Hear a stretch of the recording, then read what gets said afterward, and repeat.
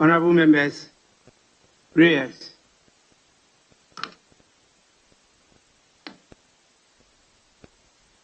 Let us pray.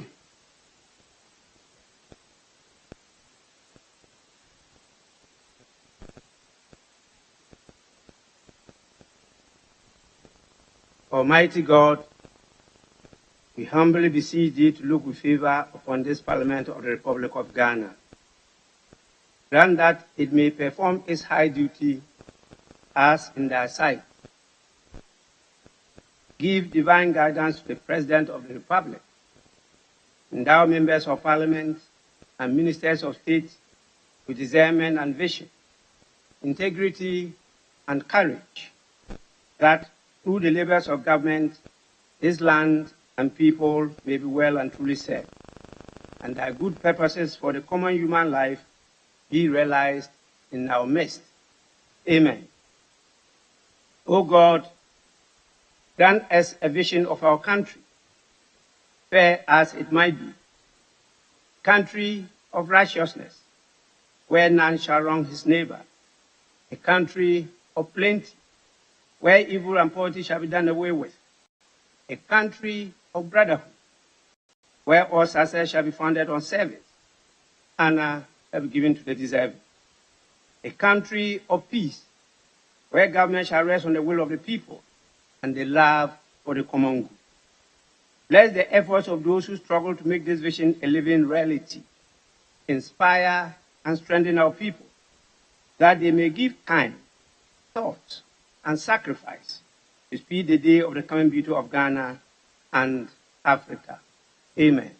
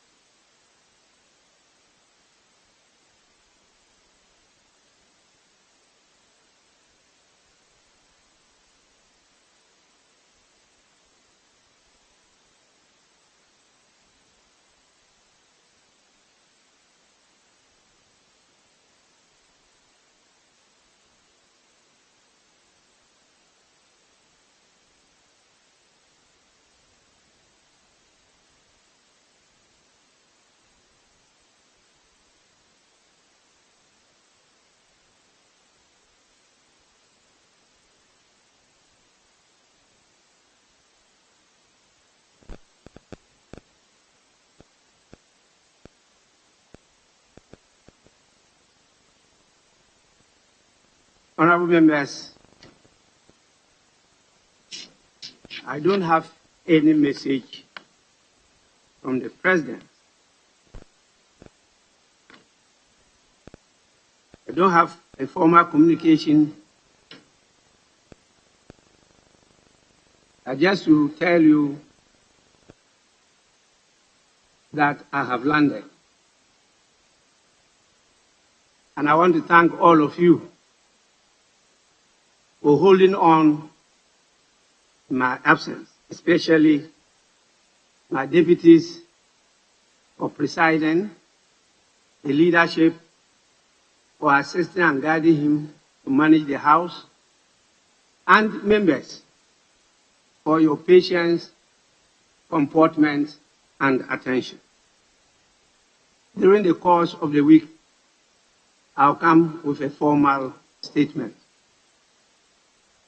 I just want to urge you on, please, let's maintain the ethics, the courtesies,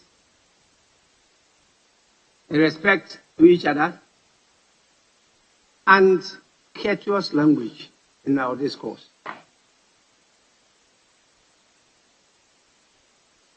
I'll formally come with a statement on this matter. With this, I want to move on to item 4 on the order paper. Correction of votes and proceedings and official report. We will start with the correction of votes and proceedings of Friday, 25th March 2022. Page 1. Sorry. Yes, Honorable. Please, we don't have copies of the votes and proceedings. Votes and proceedings, you don't have? Oh, sorry.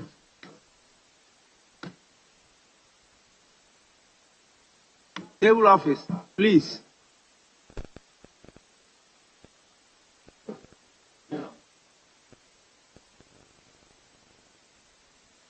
Ushers, hurry up.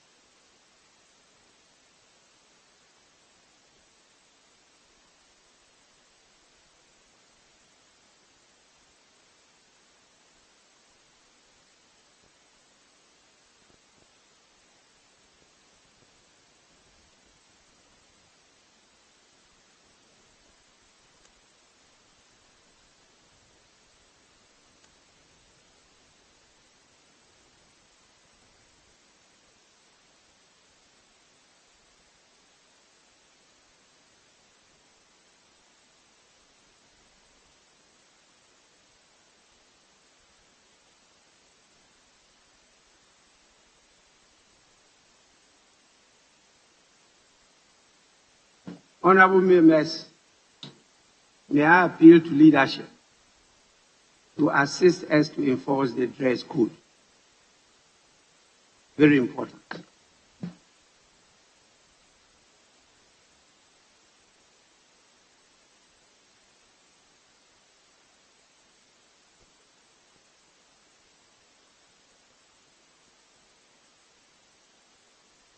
Am I at liberty to proceed now? Have you all got copies of the votes and proceedings?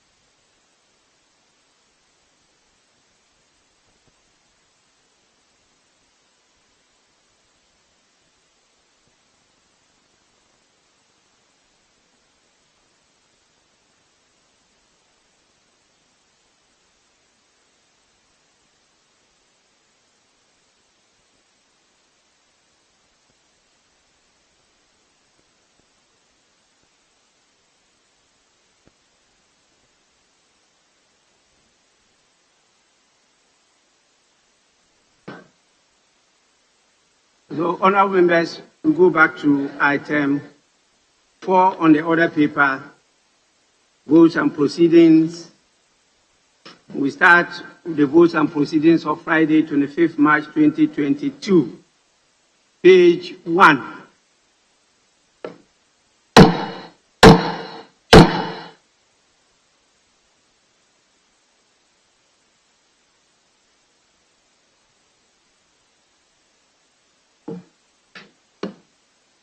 Page 2.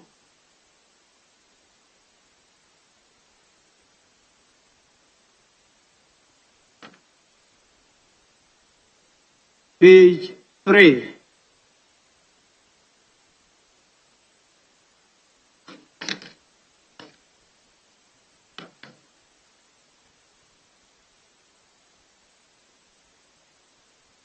Honorable members, 2 many of you are on your feet.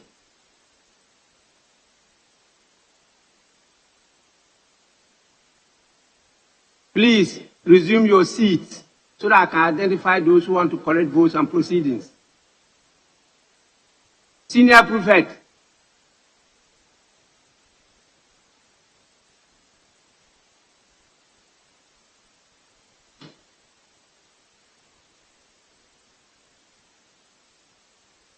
Page 4.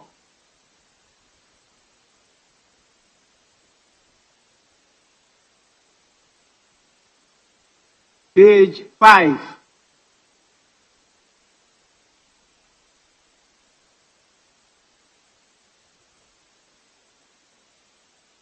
Page 6. Yes, Honorable Dr. Zaneto. Thank you, Right Honorable Speaker. On page 6, number 18, I'm marked as absent. I was present and also at a Defense and Interior Committee meeting on the day.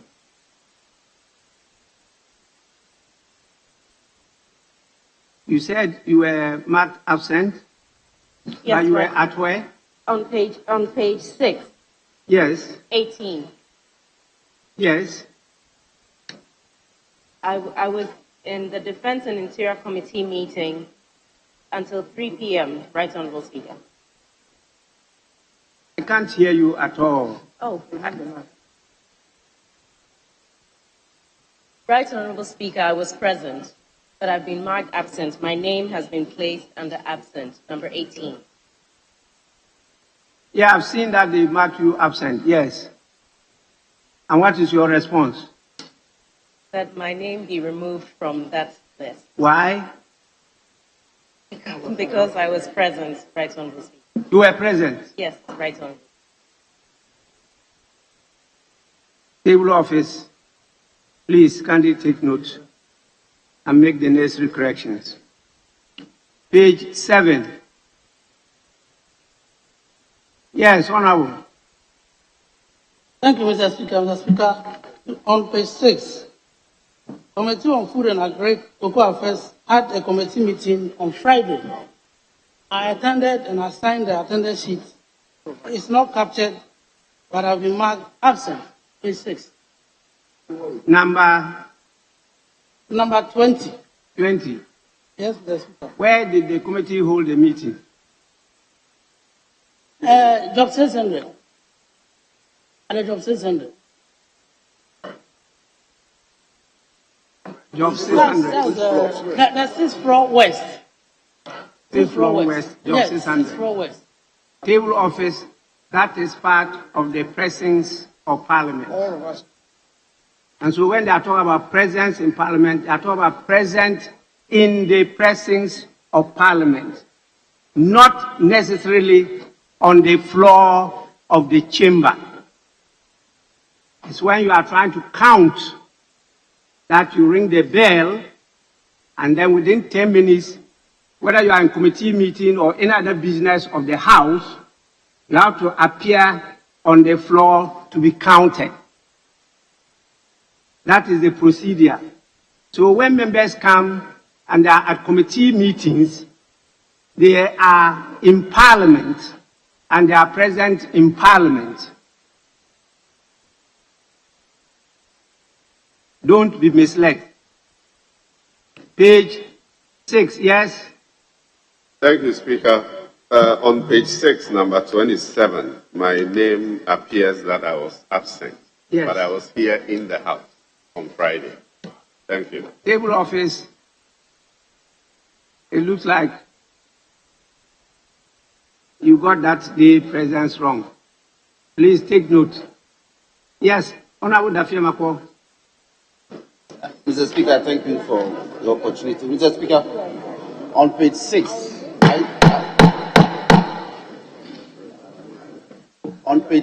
item number 46, I've been captured as being absent on Friday, but I was in the House. Table office, take so, note. Mr. Speaker. Yes. Thank you, Speaker. Speaker, page 7, item 90.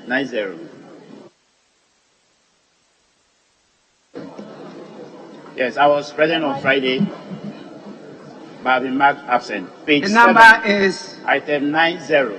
90. 97. Number 90.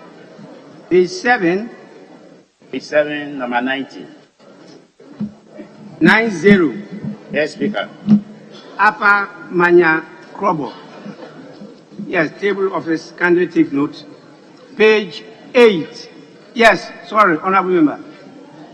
Thank you, Mr. Speaker. Mr. Speaker, on page 6, Honorable members, when you don't resume your seat, I can't identify those who want to correct the votes and proceedings. Too many people standing and just talking.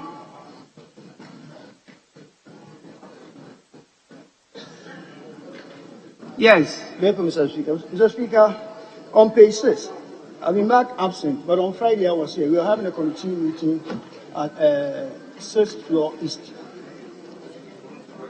What number? Number 30 on page 6. Table office number 30 was I'm good, present. sir. Page 7. Is it the same page 6? Yes. Page 7. Yes. Well, Honorable Speaker, page 8. Page 7. Okay. Now we move to page 8. Yes. Thank you, Mr. Speaker. Number 116. Mr. Speaker, I was present on Friday, but I've been marked absent. Table office, take note. Yes. Mr. Speaker, I was present on last Friday, but I've been marked absent. Item number 95.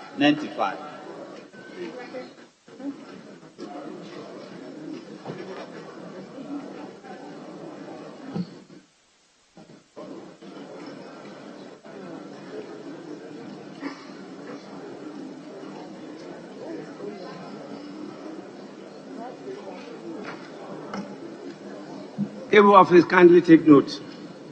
Page 9. Yes. Thank you. Right, Honorable Speaker. Mr. Speaker, page 9, item number 7. It says the Honorable Majority Chief Whip, Mr. Frank Anodompre, on behalf of the Honorable Chairman of the Business Committee and in accordance with the Standing Orders 56-1, made a statement on the business arranged for the 10th week ending Friday, 1st April 2022. Mr. Speaker, however, the business statement that was presented on the day was titled Explanatory Memorandum on the Business Statement for the 10th week ending Saturday, 2nd April 2022. So, Mr. Speaker, whilst I seek this correction, I'll also seek your guidance on whether the business committee has the mandate to plan business beyond 1 week. But first of all, the correction is that item number 7 says the business statement was ending 1st April 2022, but the business statement itself says it's ending 2nd April 2022. But I just wish to get your guidance as to whether the business committee has the mandate to plan business beyond 1 week. Thank you. Well, table office, kindly correct your template. It's not ending Friday, it's ending Saturday. On the second issue you raised on clarification, I'm sure you read the standing orders. You read the standing order on the business committee. Honorable Member, are you with me? I'm with you, right, Honorable Speaker. You read it? If you haven't, then you do so. Then you can come back properly.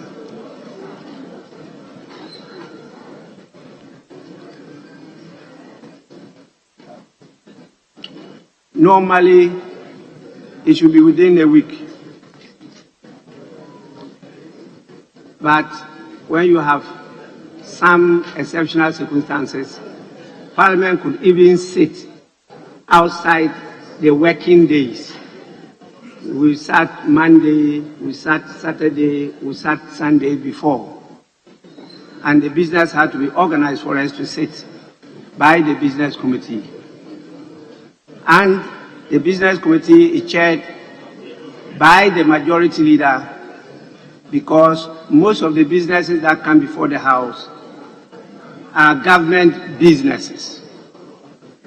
And some priority is given to government business over the other businesses. But we don't transact only government business.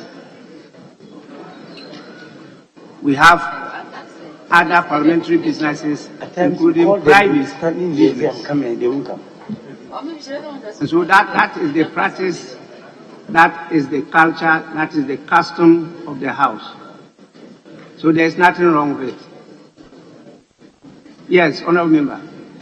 Thank you very much, Right Honourable Speaker. I stand guided as you have indicated, except that I was looking at 56(1) and 2. Yes. And 2 says that the chairman of the business committee may make supplementary statements whenever the committee so decides. So, Mr. Speaker, perhaps I wouldn't have complained if the chairman of the business committee was making a supplementary statement requesting for this to be done. But I respectfully take a cue from your guidance that it is a practice of the House. Thank you, Right Honourable Speaker. Yes, that is why what they bring before the House is a proposal. And so at that time, you may raise issues and disagree with the business committee, and the House will decide that we will not sit on that day for good reason. But once it's accepted and approved by the House, we become fait accompli. There is nothing more we can do about it. That is the decision of the House. Honourable members, page 10. Yes. Sorry. Thank you, Mr. Speaker. Mr. Speaker, if I may take you back to page 8. Page 8, item number 107. The Honourable Member for Assin North was in the House on Friday but has been marked absent. Yes. Table office kindly take note. Page 10. Mr. Speaker, page 8. Yes, please. Yes, page 8, yes. Thank you, Mr. Speaker. My name appears on number 91 as being absent, but I was present, please. Page 8, number 91. MP for Cape Coast North. Yes, please. Says he was present. Table office, take note. Page 10.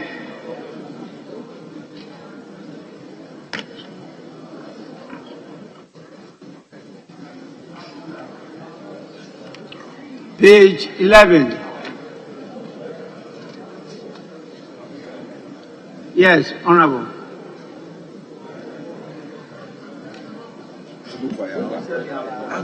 I'm most grateful, Right Honourable Speaker. Right Honourable Speaker, item number 3 IV at page 11. I don't know if our colleague is present, but the surname, that is Miss Lydia Lamisi, at page 11 has been spelled Akanvriba. But Mr. Speaker, if you pay regard to page 2, item number 27, it is spelled as Akanvariba, as in V-A-R-I-D-A. But at page 11 is V-R-I-D-A without the A. So our records are not consistent. I don't know if the honourable member is in the House. We would need to correct that to know the proper spelling of her name. Thank you, Mr. Speaker. Yes, honourable member, can you assist us as to the correct rendition of your name? Where is the honourable MP?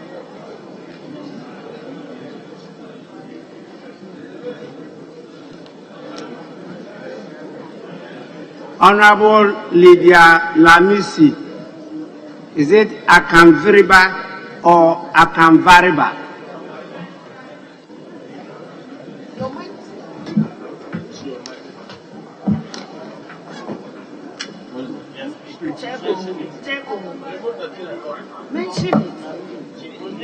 The name is Lydia Lamisi Akanvareva.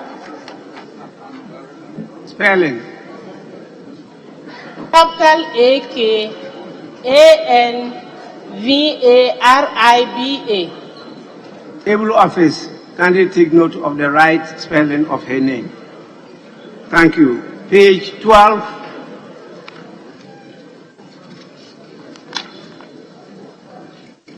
Page 13.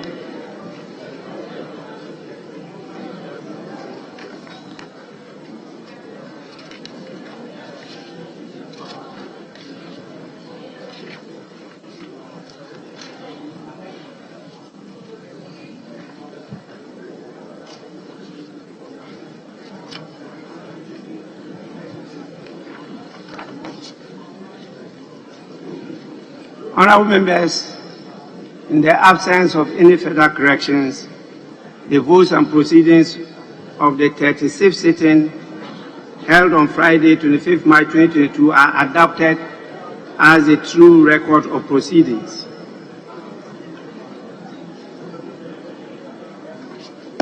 Official report. I have a copy of the official report of 8th March 2022. Any corrections?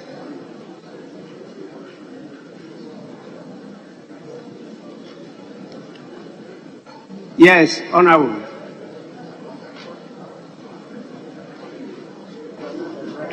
I'm grateful, Mr. Speaker. Mr. Speaker, the last paragraph at column 19, Zoom Lion has not been captured correctly. It's one word. So if the correction can be made. And Mr. Speaker, at column 55, the second paragraph, there is an Akan rendition, Yamma Mo Ayeko, but as standing orders demands, the English version will have to be added, as in to which what this means in English. So if the answer department can effect that correction, I'm grateful, Mr. Speaker.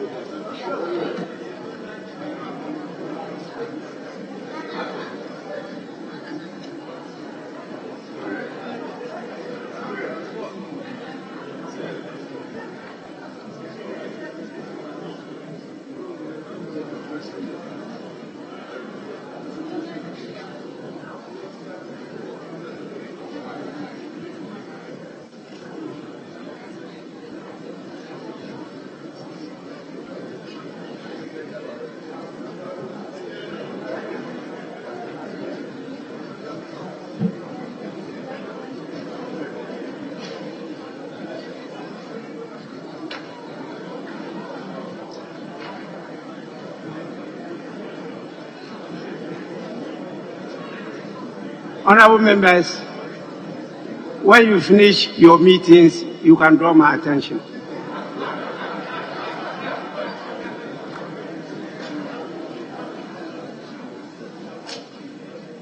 Leadership, please, you have to do your duty. I am not a whip, but I've seen that you are all participating in what is happening. Please, it's not of me to tolerate disorder. It's not part of my life, so don't blame me if you see me being strict. We have some timelines to conduct the business of today, because tomorrow I'm informed that His Excellency the President will be our guest, and you'll be here to deliver the State of the Nation address. And so we will have to adjourn early for the House to be put in order and for some rehearsals to be done today. to prepare for tomorrow. And so we have to adjourn by 12:30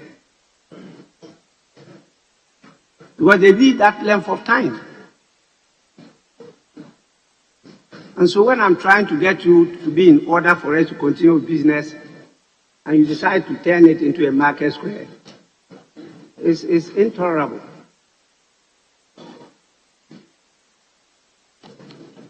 Yes, any further correction to the official reports?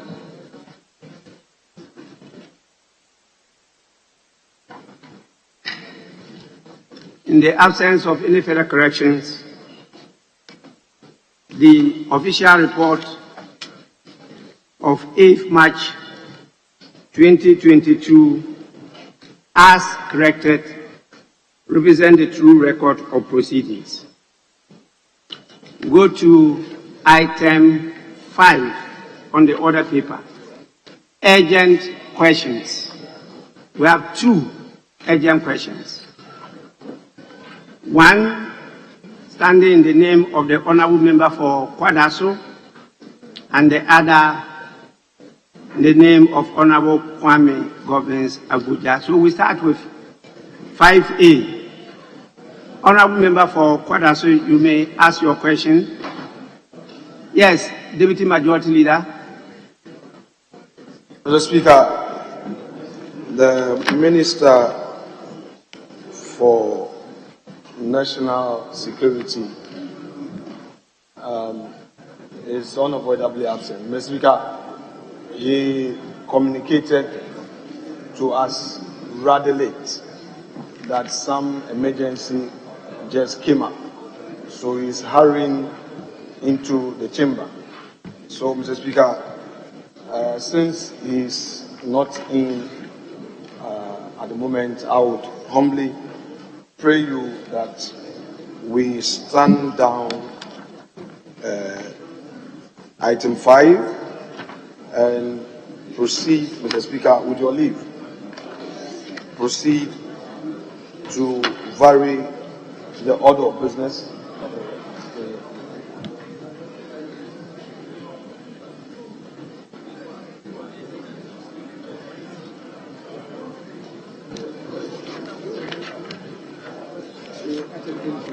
And then, Mr. Speaker, with your leave, we proceed to item 27. Yes.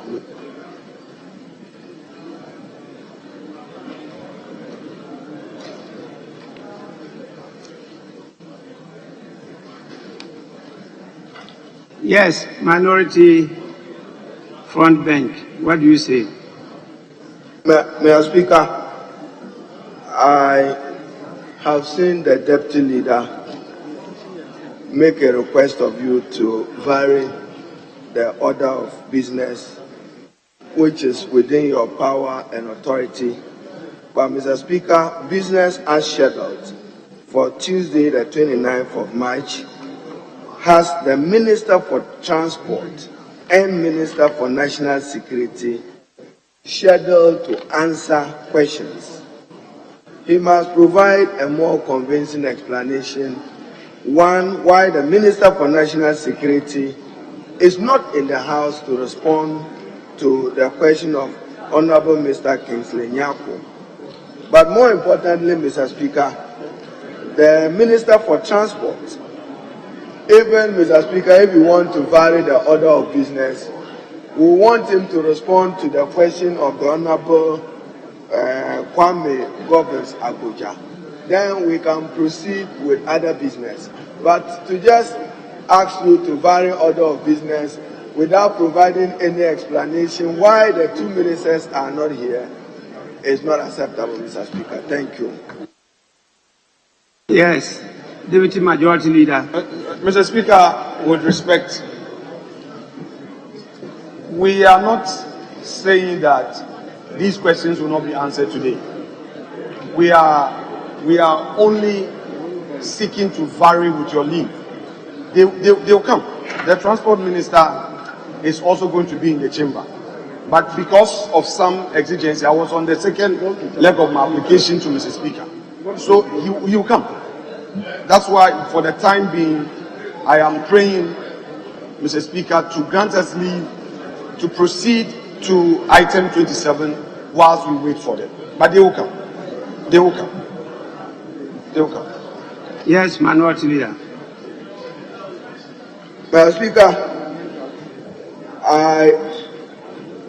I get an assurance that the two ministers will be in the house. But Mr. Speaker, I heard you that tomorrow is State of the Nation address, and you intend to keep business here as short as possible so that we prepare for tomorrow. But Mr. Speaker, even item 27, as I see it, Electronic Transfer Levy Bill 2021. Why? When you presented business statement, it was not part of the business which was approved for the House. We have time and again warned and cautioned that we never want to be taken by surprise on a major economic policy bill of government. We have always insisted, Mr. Speaker, you can go to the Hansard every other Friday. We have said that never take us by surprise, because, Mr. Speaker, Parliament cannot be when I conveniently have my numbers, then business can go on. It cannot be. And we will not accept that culture. So when you did not have numbers, you were hesitant. You won't come before the House. Now that you think that you have some reasonable numbers, then you say go to the business of item 27. Mr. Speaker, you are guardian of our standing orders. And that guardian standing order on business statement every other week, it is supposed to be presented so that we know what business we are to conduct. However, Mr. Speaker, let them be sure that we are ready for them. We will debate you and we will vote against it. We will support it. We are ready for you. Prepare for the debate. We are ready for a debate. We are ready for a debate on e-levy. But watch your back. Watch your back before you hit it.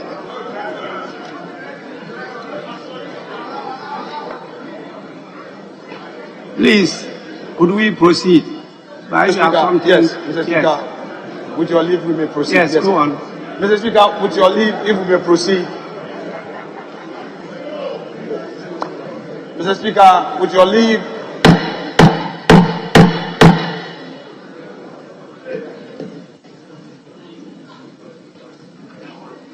Mr. Speaker, with your leave, if we may proceed with item 27, sir. Let me listen to Honorable Abuja. Yes, please. Right, Honorable Speaker, when I filed this question and when we read the business statement on Friday, there was no indication that our colleague, the Transport Minister, will not be here. Normally what we do is we get an official communication in the form of a letter. Mr. Speaker, let me draw attention to the fact that this is not the first time the Minister postponed answering of the question. So, Mr. Speaker, I'm totally appalled by the Minister's decision not to honor your invitation to answer the question, and all we get is the Deputy Majority Leader telling us that it's in a meeting somewhere. Mr. Speaker, we don't manage the executive. What we manage is to schedule them to be here. Mr. Speaker, the majority must produce the Minister to answer my urgent question and not just say that, oh, the Minister is somewhere else and will be coming. Mr. Speaker, they must tell us exactly when the Minister is coming, because when we file the question, Mr. Speaker, it takes time for us to prepare to answer the question. Ministers cannot come here and answer questions as and when they are free. Just understand, Mr. Speaker. Thank you for the opportunity. In the meantime, Mr. Speaker, the ministers have deputies. It is only under this government that many of the ministers don't want their deputies to be answering questions. I wonder why. They have deputies. They can delegate the deputy, one of them who is even a member of this house, to come and answer the question, Mr. Speaker. I am not happy with postponing my question. I want my question answered now, Mr. Speaker.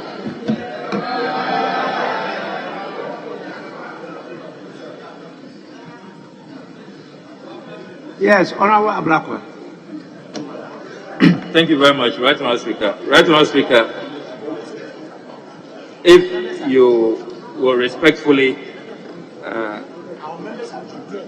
pay regard to page 4, question number 673. That question is for the Transport Minister, and it is in my name, Right Honourable Speaker. This question was filed as far back as January. He was scheduled to respond to it last week. He wrote to this House, Mr. Speaker, in your absence last week, that he will be unavoidably absent and pledged to be here this week, today, specifically, to respond to this question. He wrote to this House, and I was given a copy of that letter. So, Mr. Speaker, the Honourable Minister cannot make a firm commitment to this House in writing. Leadership gave us copies. We are prepared to ask that question of him today. He made a pledge to us. It's been programmed in our business statement. Only to be told suddenly that he is held up in a meeting somewhere. Mr. Speaker, this is becoming one too many, particularly from this minister in question, the Honourable Transport Minister. And, Right Honourable Speaker, we seek your guidance. We do not think that this is a healthy practice. It undermines the authority of Parliament, and one gets the impression as though this House, this institution, is at the beck and call, at the whim and caprice of ministers of state, even when they have written to us and made a commitment. Mr. Speaker, these are particularly urgent matters of enormous public importance, and we cannot continue this way. The Honourable Transport Minister must be produced. He must abide by his pledge, his commitment to this House in writing to the clerk, which we tolerated. It was given to us as MPs, and we obliged last week. So we cannot be taking excuses again this week. So I agree with colleagues, the Honourable Kwame Agoja, that the Honourable Transport Minister must show us some respect. So the leadership on the majority side, Mr. Speaker, should produce the Transport Minister. He wrote to us, he made a commitment. He should come and respond to these questions with immediate effect. He's had ample notice. It's almost 11 p.m., 10:42. I mean, he wrote to us. He should show us some respect. Thank you, Mr. Speaker. Yeah. Well, honourable members, I think it's enough. I need to just remind all of us of Order 61. That's the most relevant one. Order 61. Ministers shall, I'm reading the order, by order of the House, be requested to attend sittings of the House to answer questions asked of them by order of the House. And so ministers are ordered by the House to appear before the House. And the word used is shall.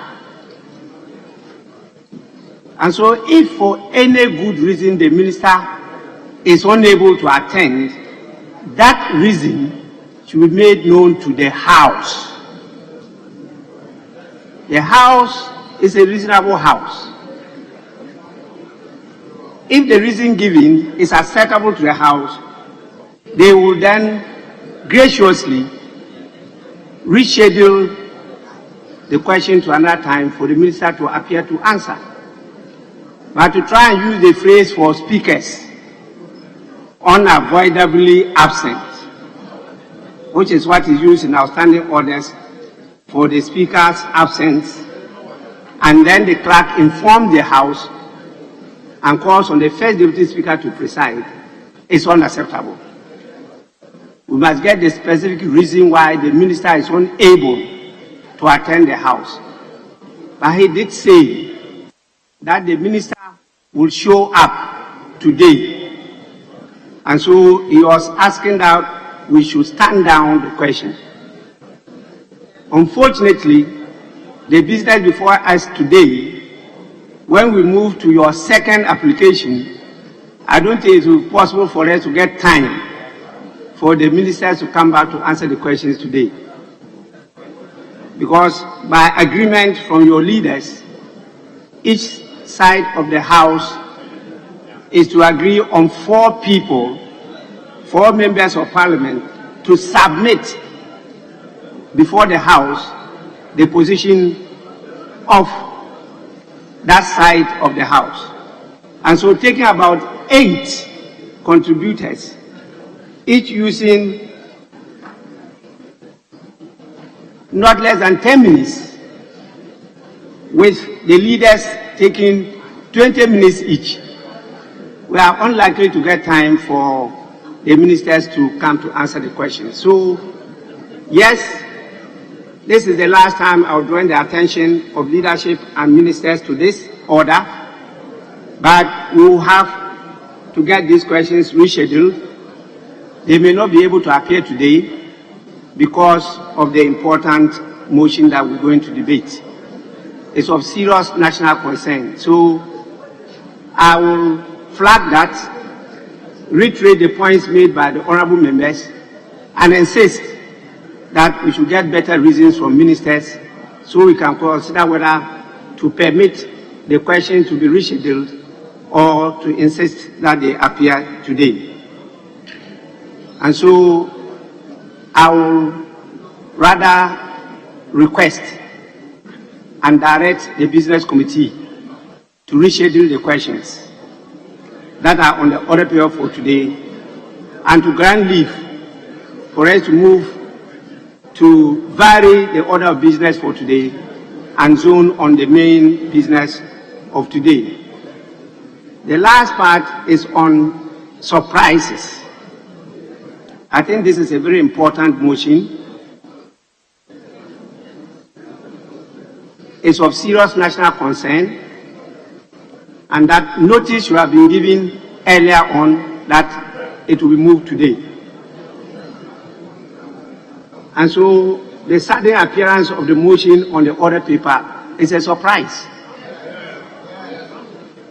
I want to urge leadership to continue to use the usual channels of communication to make sure that on such issues you are able to build consensus. And then we can pass on to the members so that we can manage the House well. It doesn't show that, at least what has happened so far, that we are working in harmony. And you know, even from 93 up to date, we have almost always agreed on about 90-something% of the businesses of the House. The research paper is there written by Professor Nissen on this matter. It's just less than 5% that we always have disagreement, but that is what is showcased by the media. The media is interested in those areas. So let's try and reduce even the 5%. We definitely will not have harmony, but when we disagree, we should agree to disagree and do that decently as mature, honorable members of this House. So with this, I'll grant the leave and we move on to item 27 at page 16 of the order paper. Yes, Honorable Alasan Sweeney. Thank you very much, Right Honorable Speaker. Mr. Speaker, I apologize for drawing you back a little, but I just want to acknowledge how this House is very lucky to have you at this time as Speaker of this House, given the numbers that we have, given your long-standing experience working with this House. So I want to seek your guidance, borrowing a phrase from the recent Supreme Court ruling, opportunistic absence. Opportunistic absence. I want to borrow that phrase from the ruling to seek your guidance if it is revealed that some ministers opportunistically absent themselves in Parliament. What should be the attitude of the House towards such opportunistic absence? Thank you very much. Honourable Member, unfortunately, the Speaker is not clothed with authority to review the decisions or judgment of the Supreme Court. We are bound by it. We may disagree with them, and I do, and I disagree with them in strong terms, and as a legal practitioner, I know what I'm talking about. Because the law and custom of Parliament is for good reason that the same Supreme Court ruled that is unknown to the court. And you can see the ramification of the decision, but as we indicated earlier on, it's subject to review. And I hope that when the review comes on, it will create another opportunity for us as a country to exploit further the legal jurisprudence that we have adopted for ourselves in the 1992 Constitution. And so let's hold on and give the Supreme Court itself the opportunity to review its own decision. And so that phrase, let's leave it and see whether it will not be part of the review process. So I will not say more than this. And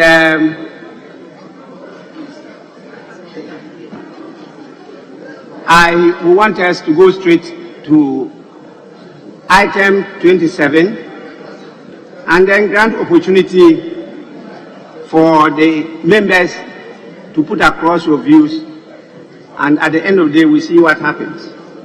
So item 27, motion that the Electronic Transfer Levy Bill 2021 be now read a second time. Minister for Finance.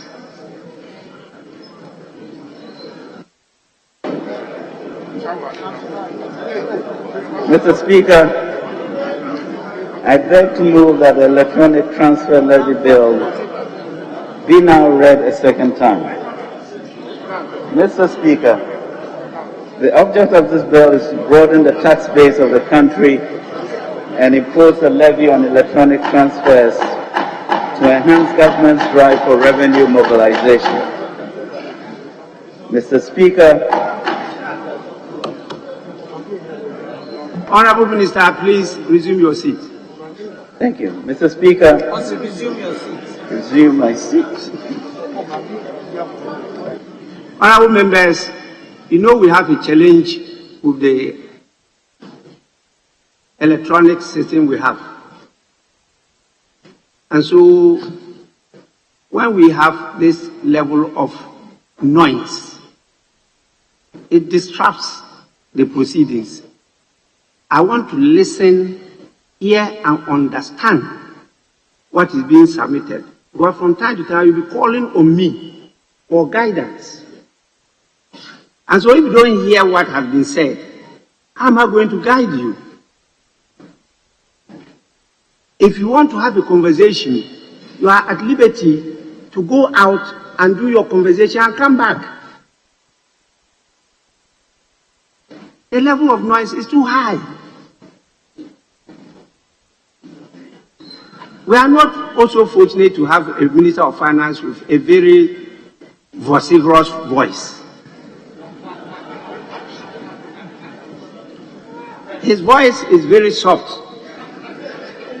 And he is now wearing a mask, which is obstructing it further.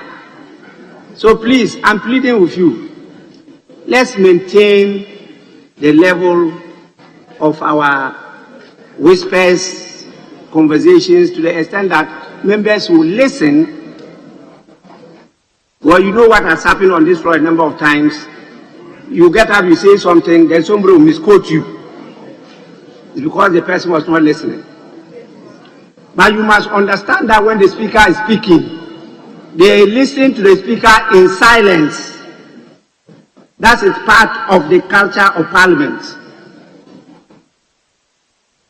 So when I'm talking and I hear any member talking, I will name you. Please.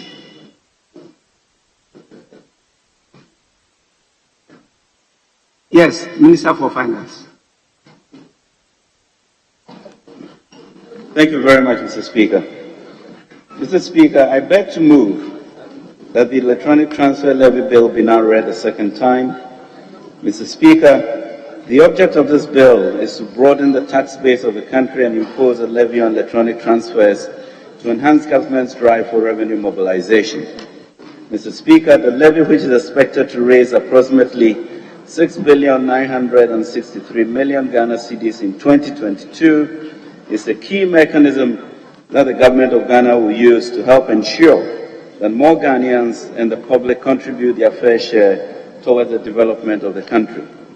The proceeds shall be used to tackle the seemingly intractable and hydra-headed challenges of high youth unemployment, inadequate and poor fiscal and digital infrastructure, including in particular roads, rising public debt, and a diminishing entrepreneurship culture, while maintaining and sustaining the flagship programs.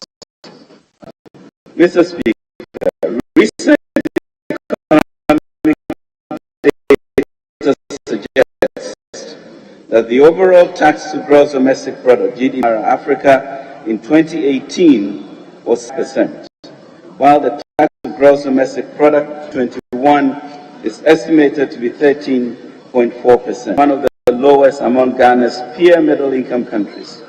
Records further indicate 2021, out of about 18 million potential taxpayers, only 2 million persons, that is approximately 8% of the total population, were registered as personal income taxpayers. In the same period, 45,109 entities were registered as corporate taxpayers, while 54,364 persons were registered as self-employed taxpayers.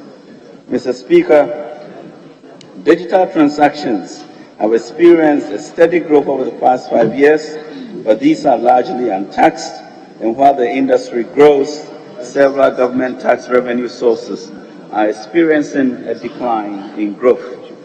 Revenue sources like value-added tax and national health insurance levy are directly impacted by the increasing use of digital payment systems which facilitate alternative shopping avenues that do not apply the value-added tax and national health insurance levy. Mr. Speaker, government is therefore resolved to take the needed steps to steadily improve domestic revenue mobilization and strengthen the competence of the Ghana Revenue Authority in assessing electronic tax handles without compromising the pro-poor interventions of government. Mr. Speaker, between 2017 and 2021, mobile money transactions increased from 155 billion Ghana cedis to 986 billion Ghana cedis in Ghana. More importantly, the convenience of the platform has created efficiencies and enhanced productivity. The expansion in mobile money transactions has supported growth in e-commerce, social media shopping, and the use of digital payments. This expansion, while positive for financial inclusion and economic growth, also presents an opportunity to extend government's ability to mobilize tax revenue. Mr. Speaker, the levy has been designed to tap into these electronic transactions to widen the tax net, help increase the tax per capita ratio, and generate the much-needed funds for the country. It will be charged anytime a person transferred money from a mobile money or bank account. Just as is the case with mobile money transaction fees, the levy will be paid by the sender of the money. Mr. Speaker, government is of the conviction of all the people of Ghana sharing the burden of domestic revenue mobilization by equitably contributing their fair share of taxes. The 100 billion Ghana Cares Obatampa program will successfully transform our economy to realize the President's vision of a Ghana beyond aid, a wiser, that is wealthy, inclusive, sustainable, empowered, and resilient society. Mr. Speaker, government has since the budget reading held consultations, as I promised, with a cross-section of stakeholders on the levy and has received various comments on how we can all work together to successfully implement it. Mr. Speaker, I also had the privilege of engaging our faith-based organizations, labor unions, employers, CSOs, and also had a number of town hall meetings from Koforidua to Takoradi to Tamale, Wa, and Ho. And the resolve of our people to burden share for a better life for all is palpable. They were, Mr. Speaker, in particular, they want everyone to pay taxes, they want government to be accessible, they want Parliament to get to work, they want employment for our youth, they want agriculture and industry to thrive, and they want us to tackle our debt problem and raise more revenue and to prosecute offenders. Mr. Speaker, during the period, the mobile money operators agreed to reduce their charges by 25 percentage points to bring their charges on the transfer to 0.75%. Mr. Speaker, in light of these discussions, and in that same great spirit of cooperation, government has also decided to reduce the rate of the levy from 1.75% of the transfer to 1.5% of the transfer. The coverage of the levy to transfers from bank accounts of individuals has also been clarified as bank transfers on an instant pay digital platform or application originating from a bank account belonging to an individual subject to a daily threshold determined by the minister. Mr. Speaker, at the consideration stage, I'll be bringing the necessary amendments to reflect these changes. Mr. Speaker, further to this, and to ensure accountability, government shall, as part of the media review and annual budget statement, provide a statement showing the quantum of levy collected and the purposes for which it has been applied. I'd like to thank the House for the accommodation during these 4 months. As a nation, there will be many battles, but for us as a people, the battle remains the law. And its time is the right time. I pray the House indulgence for full passage of the e-levy bill. I so move, Mr. Speaker.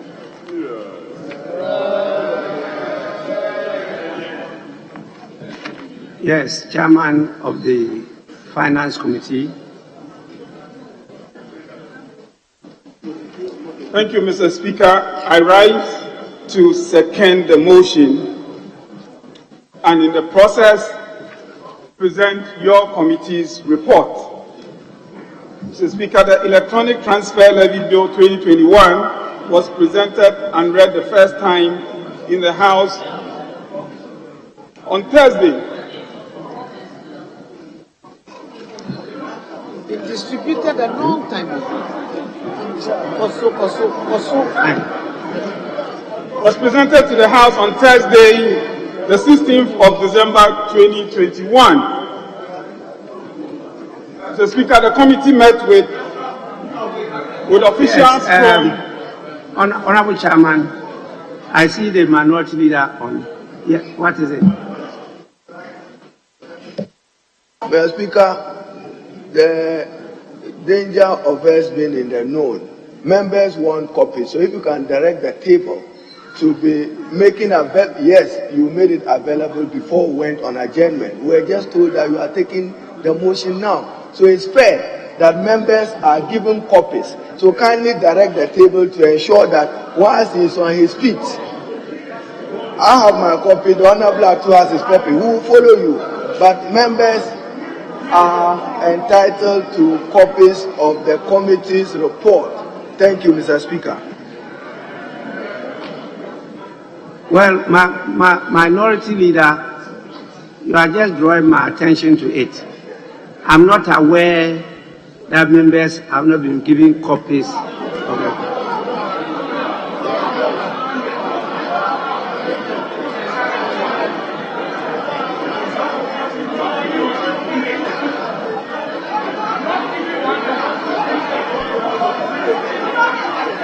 Honorable members,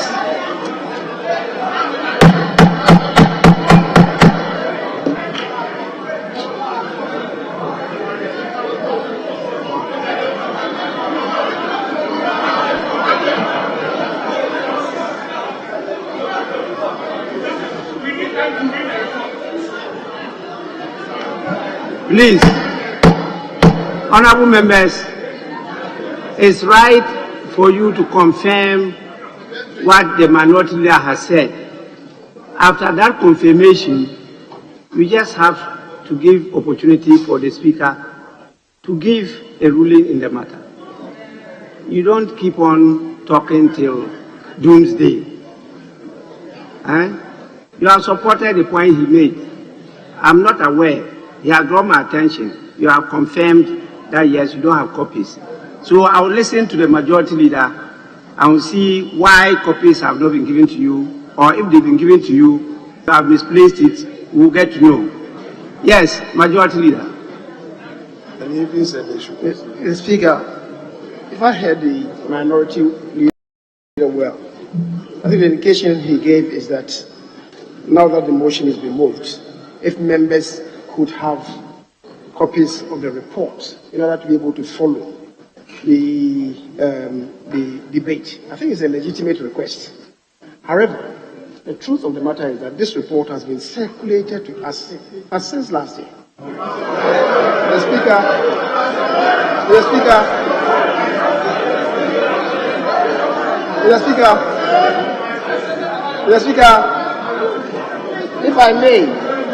if I may, I'm not sure that any one of us in this house would say that is not had a copy of this report.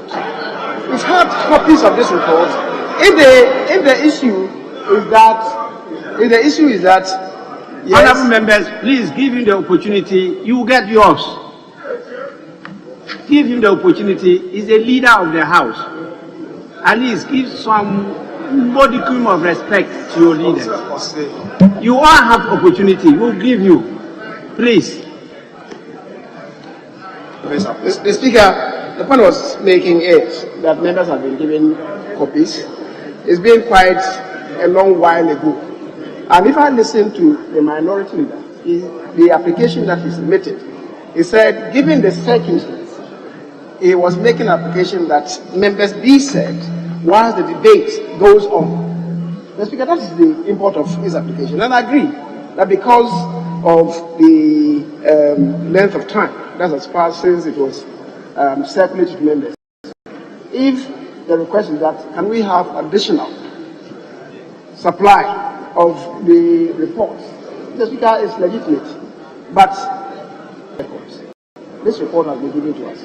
But I agree with him that the table officers must make every effort while the debate is going on to have the reports redistributed to all of us. Mr. Speaker, I thank you.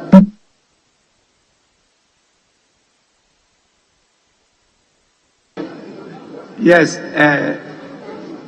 Deputy Whip, minority. Thank you, Mr. Speaker, for the opportunity. Mr. Speaker, it is a fact that on the 17th of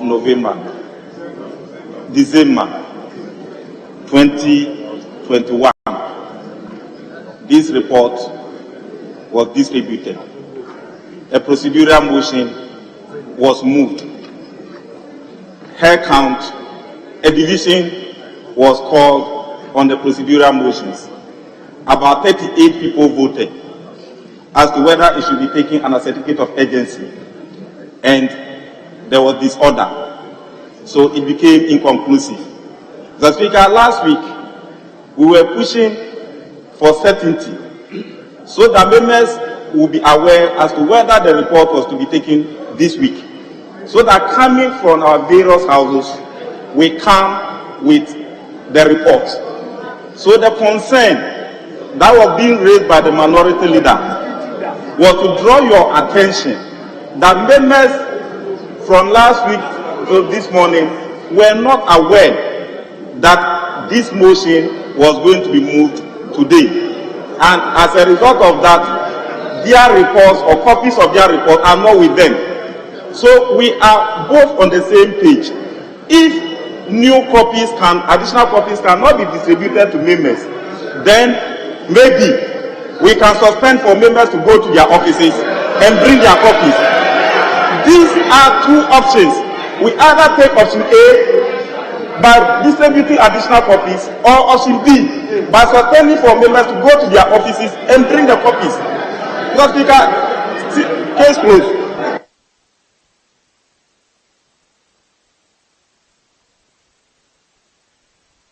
Deputy with minority, you can't just close the case like that. Yes, Honorable Lafiamako.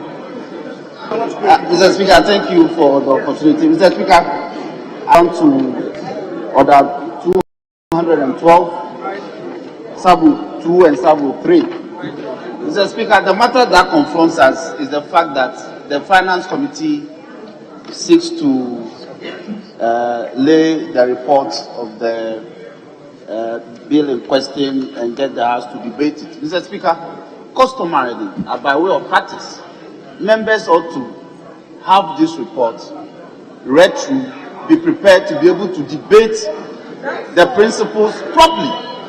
Mr. Speaker, that was why last week we were seeking guidance from the business statement to be able to be prepared for this week. We've been surprised this morning, and all we are demanding, Mr. Speaker, is to be given 30 minutes at least to be able to read the report and be ready to debate it forcefully with them and make our point. That's all we demand, Mr. Speaker. 30 minutes before me, 30 minutes.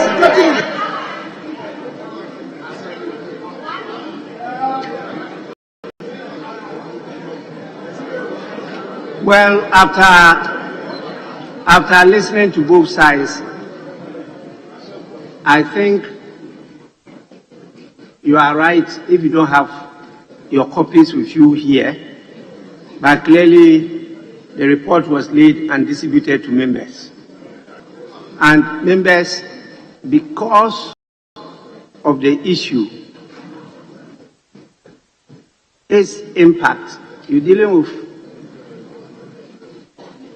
taxation of the people.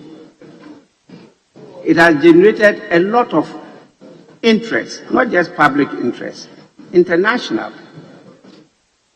And so I'm sure that members will have taken time to read it because you debated it outside the floor of this House. But if you want to have the copies available to be referring to, the copies are being distributed now. I don't think it's proper for us to suspend the sitting. I want us to continue, but I'll give enough time for you to read through the report and to be able to make meaningful contributions. I'll be compelled now to reduce the time limits for members as initially proposed by leadership, because as I indicated, we need to adjourn early for the House to be put in order, for some rehearsal to be taken on before tomorrow. So, honorable members,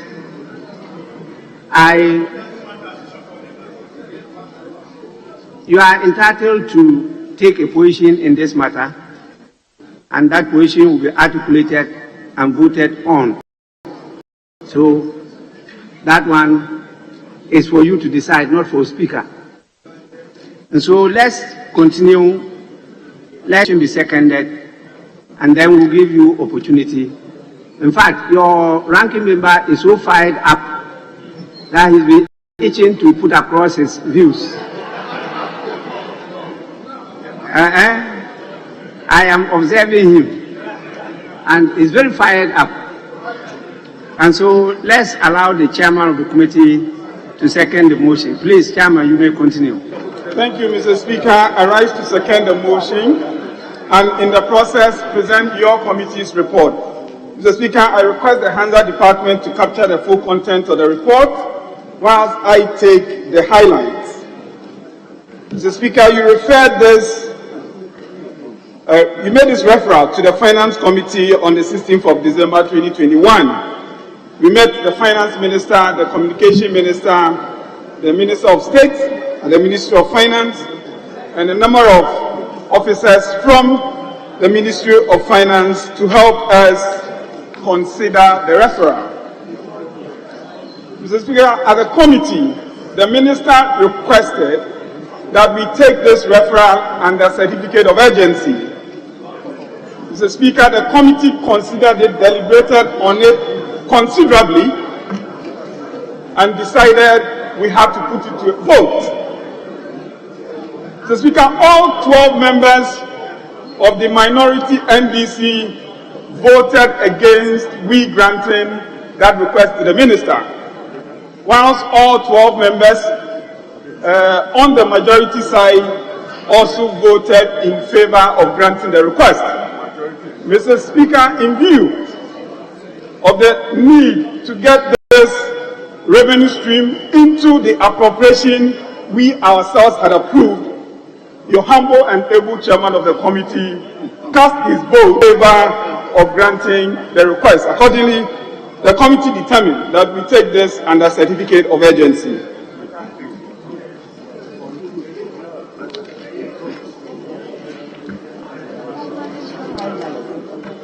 Mr. Speaker, in conclusion, Mr. Speaker, the committee actually did make some amendments, which amendments I will take when we get to the consideration stage.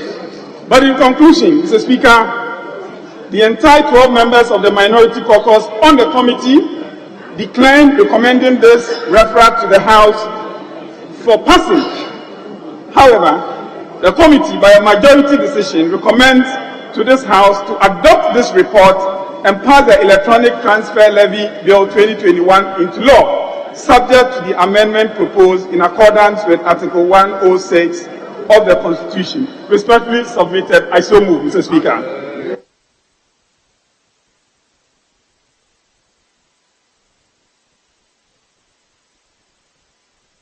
Your last submission is definitely out of place because the motion was moved by the minister. And so what you were doing was just supporting, and so you can't be moving the motion. You are not even seconding it because under 8.1, second reading and consideration stage don't need any secondment. And so I'll give the opportunity to the ranking member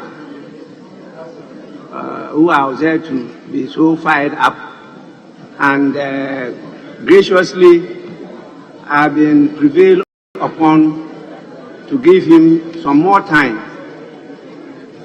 being the key personality from the other side of the House to respond to the motion. So, Honorable Ranking Member, please, you may do so now. Thank you, Mr. Speaker. Mr. Speaker, you have indeed disarmed me. But to start with, Mr. Speaker, can you imagine being taxed for the purposes of withdrawing your own cash from your own bank account? Mr. Speaker, unfortunately, this is what is going to happen to millions of Ghanaians, and most importantly, thousands of my constituents, if this bill successfully passed through Parliament, and Mr. Speaker, the President ascending to it.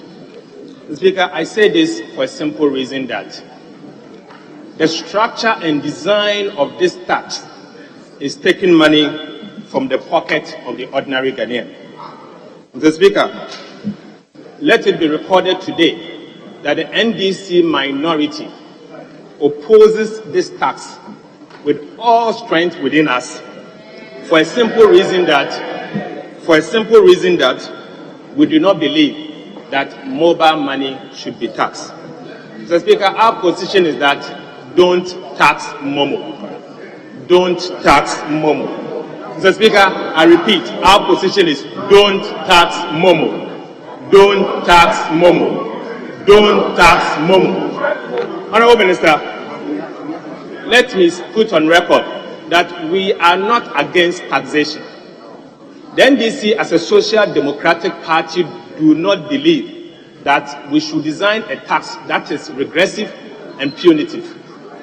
My position against this tax is not personal, Mr. Speaker, but it is based on sound technical reasons. Mr. Speaker, as a tax professional, I cannot sit for this tax policy to go through without drawing government about the negative impact on our economy. Mr. Speaker, we believe that this tax is not only regressive, but indeed punitive. Mr. Speaker, most importantly, this single tax policy is distortionary, and it will have a negative impact on the Ghanaian economy. What I'm worried about is the fact that it's going to create a lot of dead weight losses within our economy. And that is why, Mr. Speaker, I'm pointing to our minister responsible for finance to rethink. Mr. Speaker, in the last few days, I've read around and I've heard some of our colleague ministers saying that this tax is equivalent to digital service tax in somewhere in England. Mr. Speaker, for the record, this is not a digital service tax. This is a tax on mobile money. UK do not operate a mobile money tax system. And nowhere in Europe do they charge a tax on mobile money system. Mr. Speaker, the tax that is before us is nothing but a tax on mobile money, period. And let it be accepted. Mr. Speaker, we are saying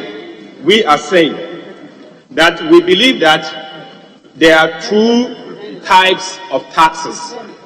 The first one is a direct tax, and the second one is an indirect tax. Mr. Speaker, when you come to domestic taxation, there's no any other tax apart from these two types of taxes. Direct taxes are taxes that are imposed on income, whether direct income or passive income. And that is why, Mr. Speaker, most countries, they have designed taxes in a way to identify new streams of income within the economy, and they've taxed them appropriately. I urge the minister responsible for finance to look at those areas and tax them appropriately. Since the country is moving and changing in terms of structure, there are new streams of taxes that we can tax them, and not to concentrate on this mobile money tax. Mr. Speaker, the other tax domestically that we can look for is what we call the indirect tax. Mr. Speaker, most economists call it taxation on consumption. And the consumption tax like VAT, like the communication taxes, service tax, are the new streams of taxes that you can impose relating to consumption. Mr. Speaker, unfortunately, this mobile money tax we are talking about, is neither direct tax or indirect tax. And that is why, Mr. Speaker, we are saying that our position as the minority group in Parliament is that don't tax Momo. This is because this tax is not direct or indirect tax. So, Speaker, it is a new tax that is not known in any economic history. It's a new tax that is alien to the development of our country. So, Speaker, let it be recorded once again that I believe that posterity will judge us. Posterity will prove to us that we oppose this tax for a simple reason that we did it in the interest of this country. Mr. Speaker, let me also say that this mobile money tax that we have been called upon to approve is rather a tax on medium of exchange, a tax on capital, a tax on savings, in fact, a tax on pensions, Mr. Speaker, and most importantly, we've been told that it is going to be a tax on individual bank transfers. Mr. Speaker, let me first start with the tax on medium of exchange. Mr. Speaker, it will surprise you to note that no one taxes a medium of exchange or a store in value. Just like, Mr. Speaker, you cannot tax somebody for holding Ghana cedi. You cannot tax somebody for holding credit card. Neither can you tax somebody for holding a debit card. In the same vein, you cannot tax somebody for using mobile money account as a medium of exchange. So, Honorable Minister, you've got it completely wrong. You've got it completely wrong. Mr. Speaker, simple terms, we all know that most of the Ghanaian traders uses mobile money account as their wallet for the purposes of keeping their working capital. Just like any other upstream trader will use their bank account for keeping their working capital. The petty traders uses mobile money wallet for the purposes of saving their working capital. Unfortunately, Mr. Speaker, this government, instead of targeting the upstream people, is rather targeting the ordinary Ghanaian. Mr. Speaker, let me repeat that the structure and design of this tax makes it a poor man's tax. You are targeting the poor man for no reason. How can you be that insensitive? How can you be that insensitive? Mr. Speaker, I am disturbed. I am disturbed for a simple reason that I cannot be part of a taxation that seeks to target the poor person. Mr. Speaker, we know the structure of our country.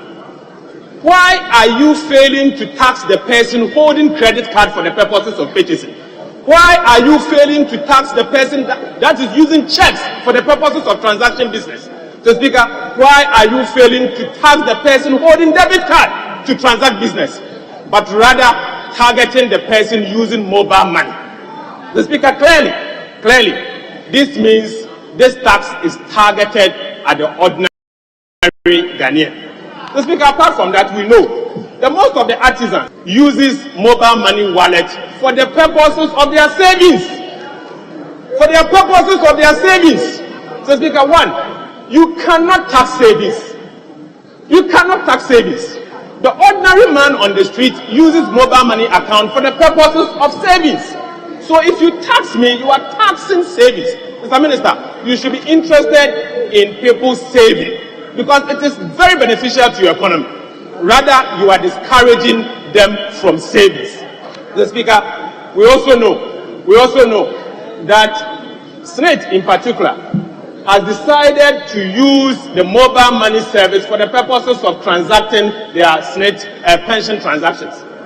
Mr. Speaker, sadly, when this bill passes, it will mean that you are taxing pensions, which is against our constitution.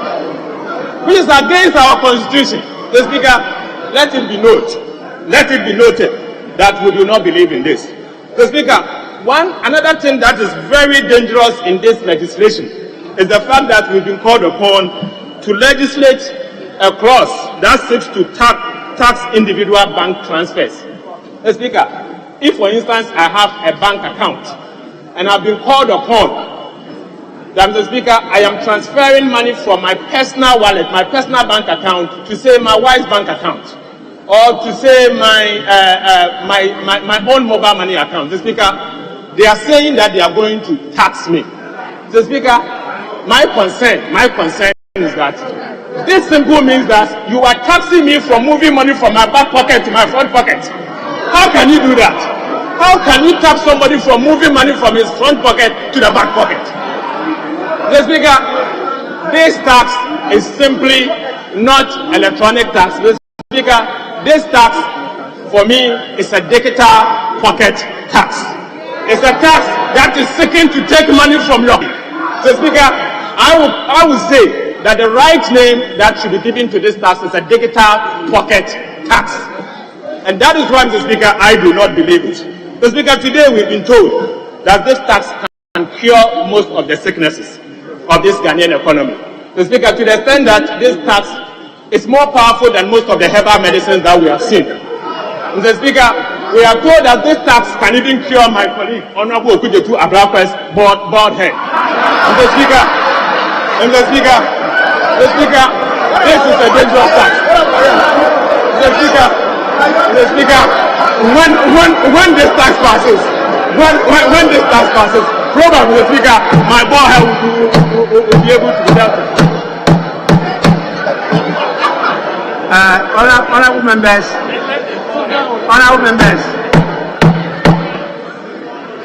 I understand. Please, I understand the reaction of the House because the one speaking rather refused to refer to his bald head, and he was afraid to refer to the bald head of the Speaker. So, as we say, is the one you are stronger than that you always take to your in-laws' house. And so he's stronger than Honorable Ablakwa. So he decided to seek solace by using his bald head.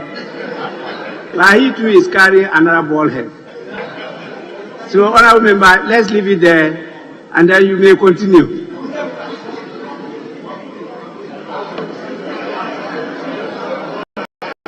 I am am not going to allow any intervention, please.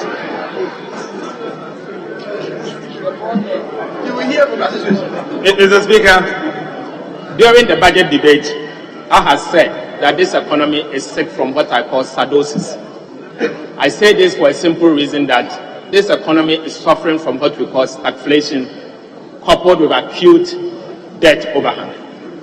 And Mr. Speaker, the minister and the ministers from the Ministry of Finance have often said that this single tax policy is what will cure our sickness. Mr. Speaker, this sickness has become an endemic sickness, and I believe that this e-levy alone cannot cure the sickness. I urge the minister to come with a comprehensive package in restoring economic stability and not to concentrate as if e-levy is the panacea of our economic problems. So, Speaker, I do not believe it. And I say this for technical reasons. I've sat on these numbers night in, night out. And I can conclude by saying that I do not believe that this single tax policy will cure our problems. So, Speaker, we need a bigger policy initiative that seeks to address the major strategic importance that we are missing in this economy. And most importantly, Mr. Speaker, to address the major structural differences, strategic differences that we have in this economy and to address them properly. So, Speaker, let me say that this tax is equivalent to ACOBAM. We are saying that utiya uya e-levy, uyefunya uya e-levy, wokonya uya e-levy, utiya uya e-levy. So, Speaker, everything is e-levy. Mr. Speaker, to the extent that Honorable Ken will need e-levy to be well. Every single person here will e-levy. Mr. Speaker, I have a back pain. Now they are telling me that I need e-levy to fix my problem. Mr. Speaker, that cannot be the case. That cannot be the case. Mr. Speaker, growing up, there was a particular herbal medicine called ACOBAM. That cures everything. That cures everything. I never thought that we are going to have an economic policy that is equivalent to ACOBAM. Today we have ACOBAM in e-levy that will seek to cure every sickness in this economy. So, Speaker, let me conclude by saying that, and by repeating, that we in the NDC we are not against taxation. Mr. Speaker, we are against this particular tax. We are against this particular tax for a technical reason. And we believe that posterity will vindicate us. Mr. Speaker, it is nothing but technical reasons. Mr. Speaker, it is not personal. Neither is it is a sabotage against, not a sabotage against the economy. But Mr. Speaker, rather, we are pointing the government in the right direction. So, Speaker, if you look at the Hansard, I have often supported tax policies. And all of us, we have often supported tax policies that are progressive. But we do not believe that a tax policy must be designed in such a way that will target the poor person. Mr. Speaker, I will conclude by saying that the NDC's position is that don't tax Momo. Don't tax Momo. Don't tax Momo. And we are going to vote against it. Thank you very much, Mr. Speaker.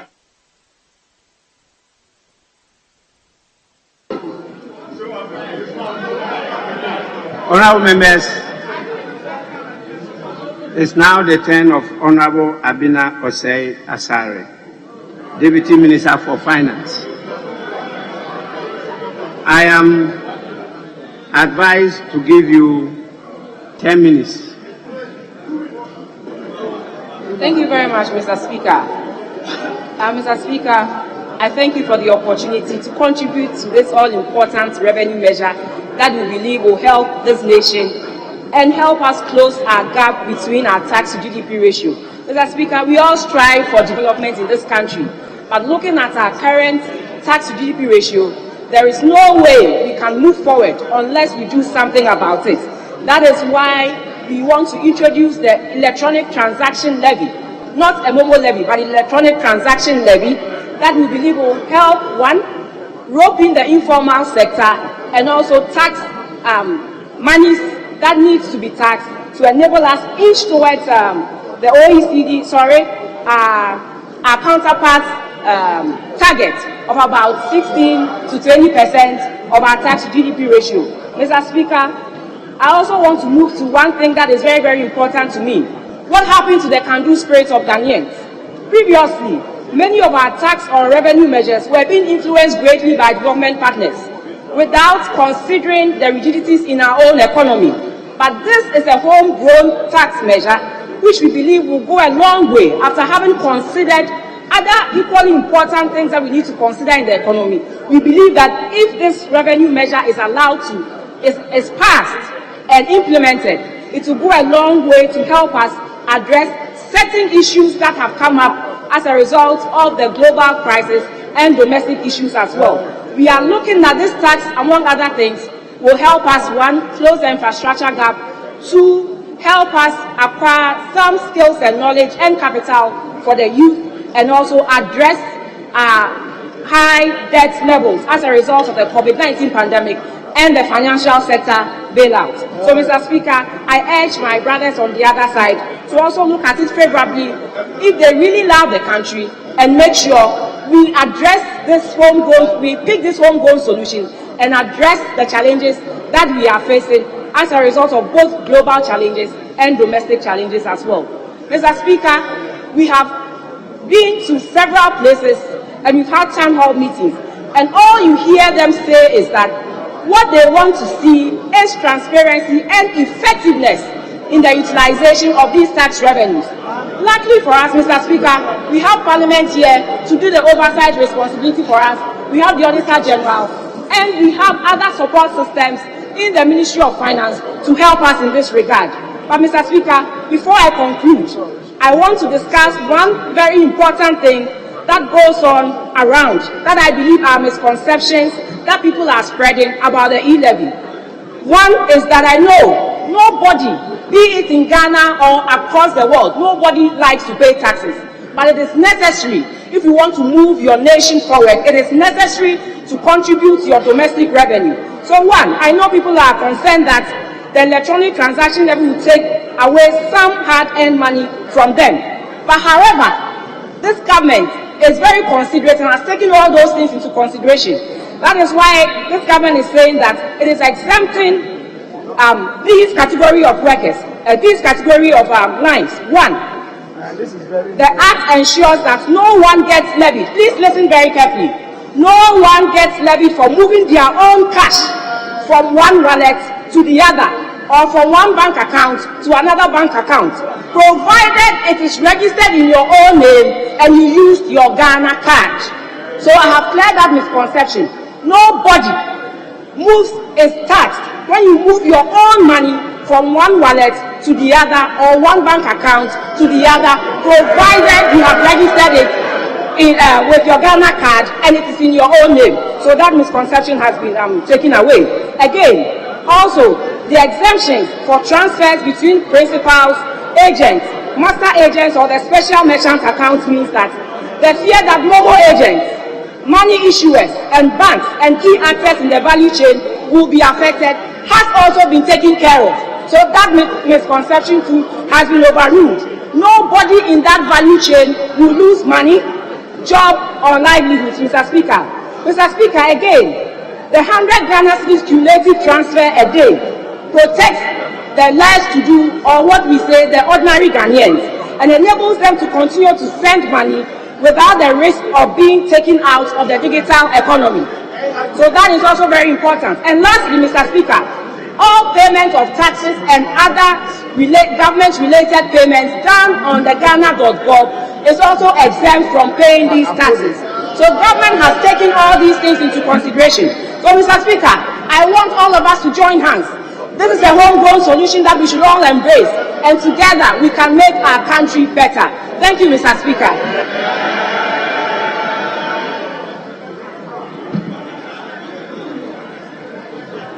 Thank you so much, Deputy Minister for Finance, for using less than 10 minutes.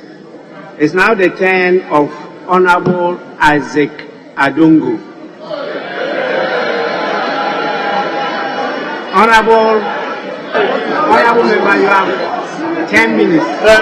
Thank you very much, Right Honorable Speaker, and I thank you for the opportunity. Mr. Speaker, I rise to, in all honesty, and with a very emotionally distressed mood, reject unequivocally the e-levy. Mr. Speaker, we all agree that they've run this country into a ditch. We all agree that they have damaged and compromised the future of our economy.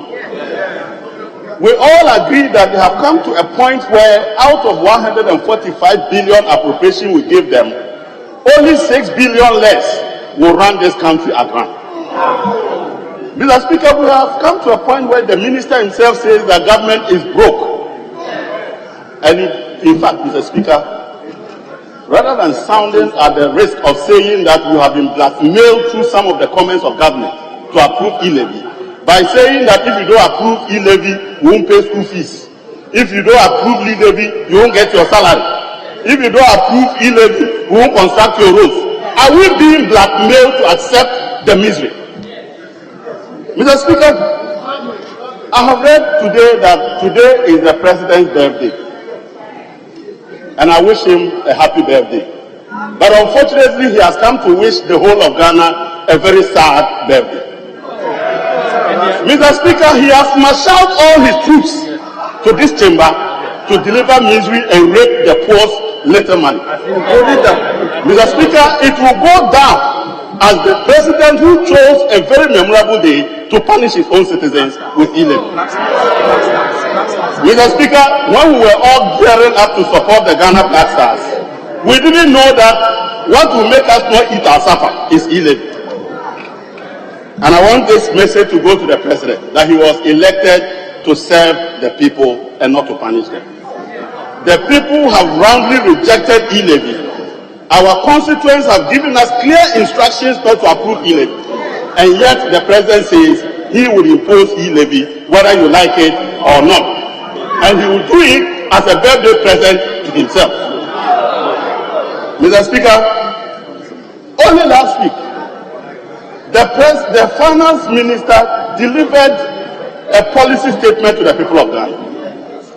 It was a policy statement that eventually became very underwhelming because it was empty and provided no solutions. But even more was that the deception of government was very explicit in that statement. Mr. Speaker, in that statement, the minister says that he is cutting the budget by 20%. 20% of 149 billion appropriation gives us 29 billion Ghana cedis, Mr. Speaker. The minister said he would then cut discretionary expenditures such as goods and services and capital expenditure by a further 10%. Mr. Speaker, capital expenditure in the budget is 16 billion. So if he's taking 10% out of that, that will give us 1.6 billion Ghana cedis. Mr. Speaker, the goods and services budget is 9 billion Ghana cedis, but included in that is free SHS. And the president says, even when he says review of SHS, it means cancel. So it means that the expenditure on free SHS has become non-discretionary. So I take 3 billion out of it, I'm left with 6 billion. Take 10% of that, that's 600 million. Let's begin, if you add 600 million to 1.6 billion, you get 2.2 billion Ghana cedis. Add that to the 20% cut of 29 billion. And Mr. Speaker, the minister has proposed to cut 31.2 billion Ghana cedis from the budget. Mr. Speaker, your deficit is 37 billion. You are cutting off that deficit by about 31 billion. Mr. Speaker, your only deficit left is 2 billion. Why are you still crying over e-levy? Why are you still crying over e-levy when after cutting all of this, your deficit is only 6 billion? What type of mathematics did you do? So, Mr. Speaker, the minister proposed to cut, but he knows he's not cutting. That is why today they are here with e-levy. But, Mr. Speaker, the budget was brought here on the 17th of November 2021. Today is 29th March 2022. Approximately 4 months and over, this government says the only thing they know is e-levy. And they won't come to us to tell them where to get the money from. So they will spare the poor.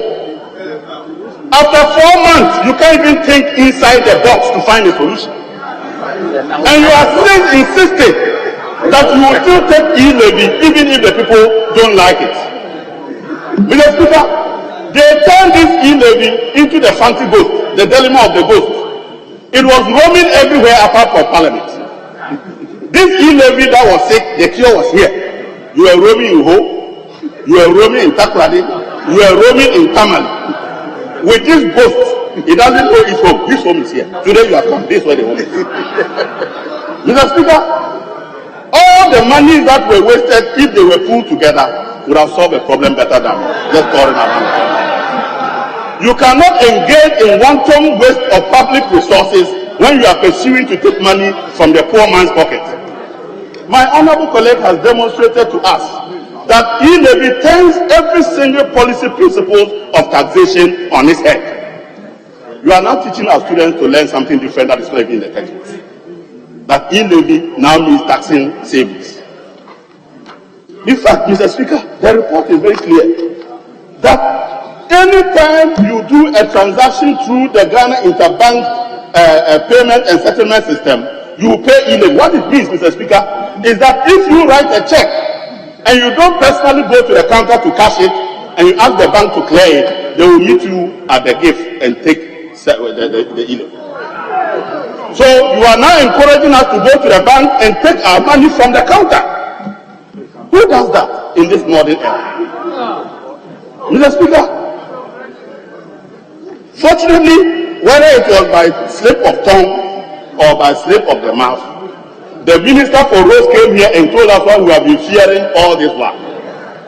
That e-levy is meant for government to collateralize into the future and take more borrowing money.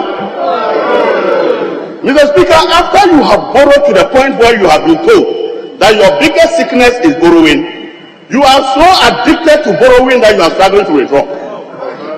That all that you know is borrowing.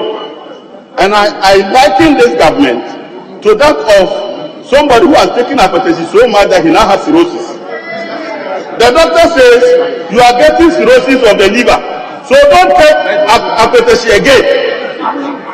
Then you wake up in the morning and you are feeling cold. You pass by the blue kiosk and take another quarter. And when you come and say, you people say I shouldn't take up. When I take it, can't you say I'm now warm? You are on your way to death.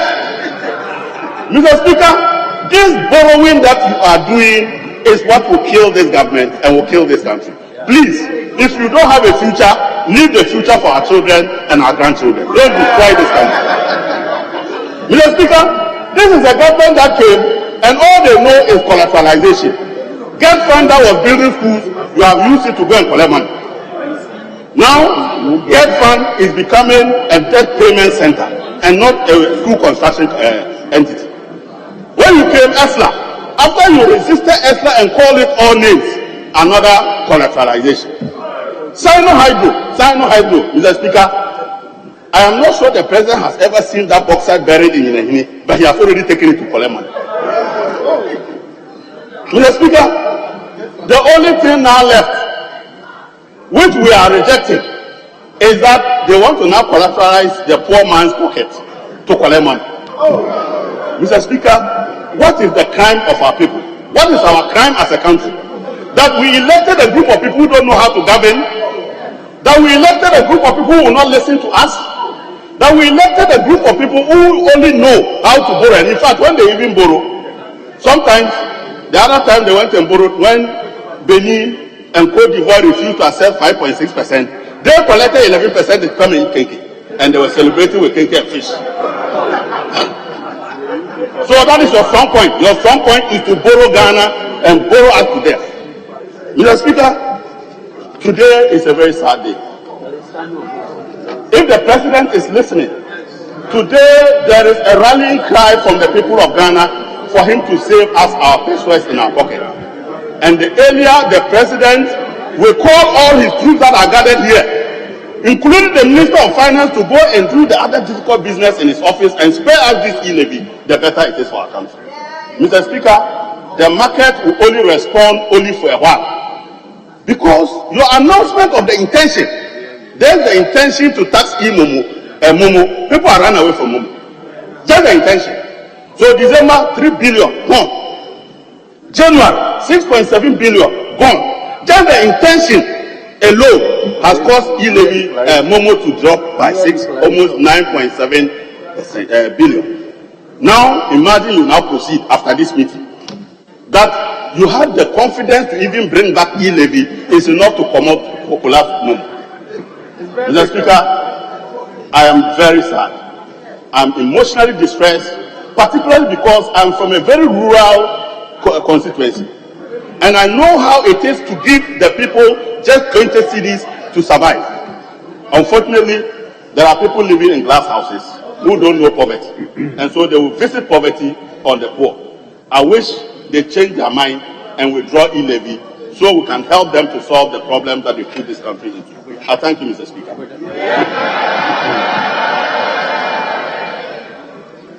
Yes, Honourable Member, you used exactly 10 minutes.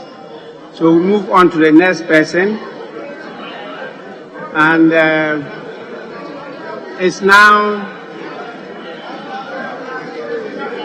the turn of Honourable Kojo Opong Nkrumah, Minister for Information.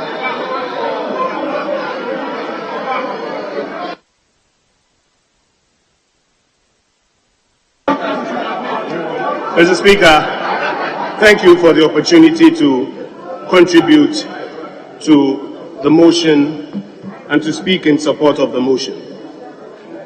Mr. Speaker, revenue measures generally are not very popular with citizens, and especially when they come at hard times, they are not popular with citizens. Mr. Speaker, we are at a time when it remains a fact that the entire world is going through a tough time and Ghana is experiencing same. And if at this time we are asked to contribute as part of our responsibility to resolve the difficulties, it is only understandable that it will not find favor with some sections of the population. But Mr. Speaker, at the same time, we also have to remind ourselves that the Ghanaian believes in the principle of self-determination. If you ask the Ghanaian whether we should borrow our way out of our problems or contribute a little bit more out of our problems, the average Ghanaian, I believe, would say, let us share the responsibility to get out of our problems. Mr. Speaker, traditionally in our communities, and I believe for many of my colleagues who are here, in our very local communities, in our villages, the principle of self-responsibility, the principle of self-determination always plays out. We have what we do that we call Amenyuma or Kwasafujuma in the Akan areas. In the Dagomba areas, I'm told they call it Barba. In the Volta region, they call it Duduowo.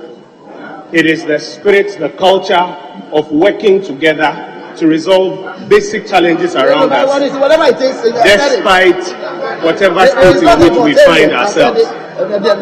Mr. Speaker, I want to end my contribution by just responding to a few issues that have come up in the national conversation. One is the supposition that the electronic transactions levy will lead to double taxation. Because if I finish paying my taxes on my income, why do I have to pay any further tax when I transfer that same money to somebody else? Mr. Speaker, in the same way, when I finish paying taxes on my income and I buy any other good that has value-added tax on it, the fact that I will pay taxes on that good or service does not mean that I'm being subjected to double taxation. Mr. Speaker, another argument has been made that it amounts to taxing savings or capital in people's wallets. We want to say for a fact that that is not true. Balances on wallets will not be subjected to this levy. Mr. Speaker, there's a claim that has been made that it will kill the Momo industry, so don't tax Momo. This same claim was made when the communication service tax was being introduced. it has never killed the industry. In fact, the industry has grown in bounds, and so it will not kill the industry. Mr. Speaker, finally, the poor have been taken out of it with a threshold implemented so that those who transfer less than 100 Ghana cedis a day will not pay this levy. Mr. Speaker, I want to conclude by asking my colleagues here to support this levy because we Ghanaians believe in the principle of self-determination, the principle of self-responsibility. I thank you for the opportunity, Mr. Speaker.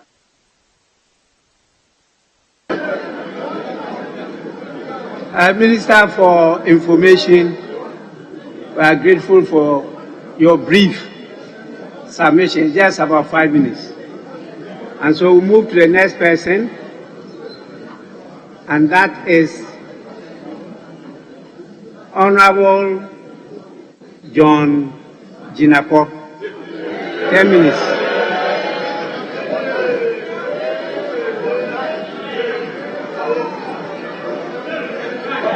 Mr. Speaker, thank you very much. Mr. Speaker, today history will be made. Yes. In fact, when I checked on Facebook, the number of people following us is unprecedented. This debate is not even about e-levy. It's about who stands with the people of Ghana and who is against the people of Ghana. It's as simple as that.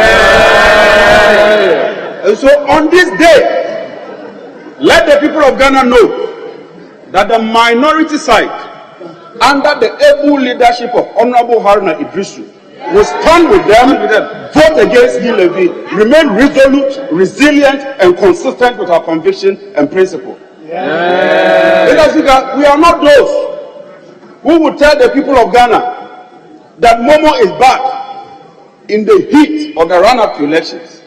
And then when elections are over, they make a U-turn and turn around to tax the ordinary Ghanaian. Mr. Speaker, what are we talking about? What we are saying is simple. My brother, Honorable Kojo Ponkroma, talks about if you buy something. Momo is not about purchases. And that is what the ranking member said. There are normally 3 levels of taxation. What you earn, such as wages and salaries.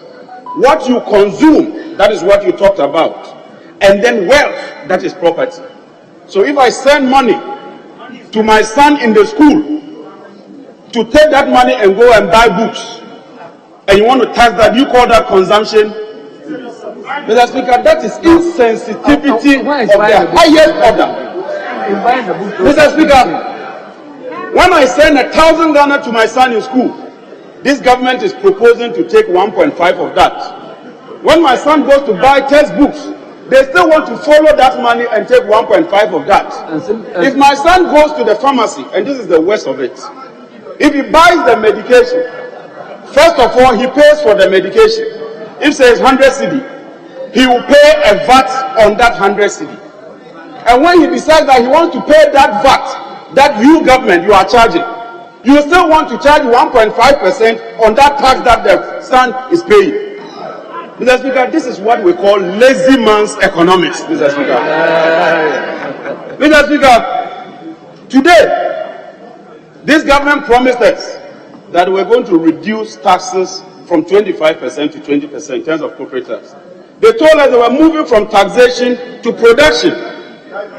Mr. Speaker, even before e-levy is passed, they had already earmarked 242 million cedis as e-levy transaction costs. You've not even seen your wife, and yet you've already bought a mattress and a mat ready to chop that one. That is the issue we are dealing with, Mr. Speaker. Mr. Speaker, in 2021, tax revenue was 55 billion. In 1 year, they want to increase the tax revenue by 45% to 80 billion. But the minister tells us that he's doing e-levy because they want to create jobs. Go to the budget and look at the amount allotted for U-Start. That amount is just 5.7% of the total revenue we expect from e-levy. How can you tell the people of Ghana that you are putting in e-levy because you want to create jobs, but when it comes to the allotment of those monies, they don't even get 10% of that money? Mr. Speaker, in my opinion, this is deception of the highest order. Mr. Speaker, today, COVID has suffered in Ghana than how people have even suffered out of COVID. Because everything that happens, they blame it on COVID. I refer to the Bank of Ghana summary statistics, Mr. Speaker. So far, just in 1 year, cocoa price has moved up from $2,482 per ton to $2,600. Gold has equally moved up. Crude oil has equally moved up. All our major exports, the prices have moved up.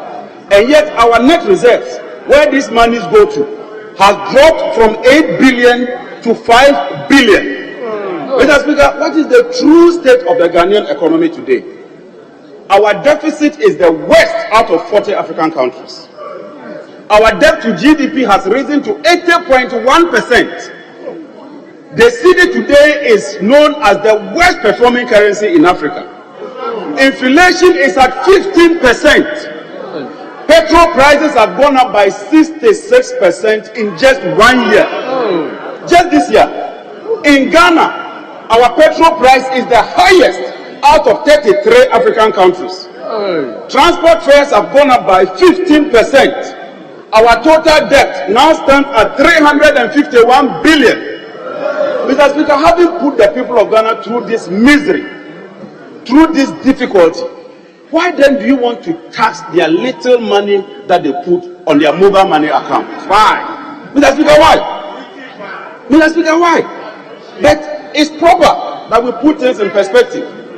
In all these matters, Mr. Speaker, the head of the economic management team, Dr. Mahmoud Baumia, has remained in a state of comatose. He has been silent. Prior to the elections, he was organizing lecture after lecture, town hall after town hall. Having won the election, the vice president has vamoosed and sublimed into thin air. Between the vice president and the minister of finance, who supports Momo? Because not quite long ago, the vice president told us that he doesn't support mobile money taxation. So what has changed? It is clear, Mr. Speaker, that the center cannot hold. That the economic management team under President Akufo-Addo, their performance has been the worst performance in the history of Ghana. Mr. Speaker, the failure on this part, on the part of this government, is legendary. And I say it is legendary because today, Mr. Speaker, how to put even 3 square meals on the table, it's a major issue. MPs are here. The fuel, if you bought 400 cedi worth of fuel, it filled your tank. Today you want to buy 800 cedi worth of fuel with the same amount. Mr. Speaker, cement prices have gone up. Iron rods have gone up. The ordinary market woman is suffering. The ordinary driver is suffering. Kente has not only increased in price, it has also reduced in size. Mr. Speaker, this is the true state of the Ghanaian economy. And instead of government to think of how to cushion the ordinary Ghanaian, your main principle is to tax, tax, tax, and tax. Mr. Speaker, in 2001, the minister was here. He told us that because of COVID, he wanted to introduce 5 mainline tax items. He introduced COVID levy, he introduced sanitation levy, he introduced energy sector recovery levy, he dealt with the VAT flat rate, and introduced so many other levies and taxes. Mr. Speaker, despite all these taxes, Mr. Speaker, he is back again. Following the 2021 budget and the approval of all these long taxes that I've listed, he is back again to ask for further taxes in respect of e-levy. Mr. Speaker, what we are looking at is simple. Let me encourage the members on the majority side. I know some of you have a big heart. I know some of you are not part of the insensitive group. I know some of you are concerned about your constituents. Be bold, stand up and be counted. Mr. Speaker, I want to call on them. Be bold, stand up and be counted.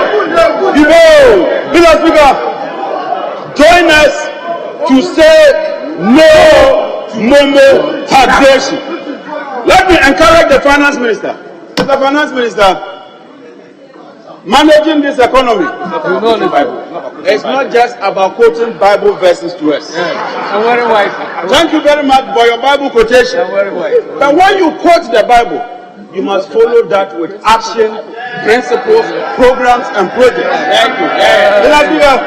I am convinced that even with this e-levy, whether it is passed or not, you are on the way into opposition come 2020. On that note, Mr. Speaker, let me welcome you and thank you and wish you well. Thank you very much. Yes.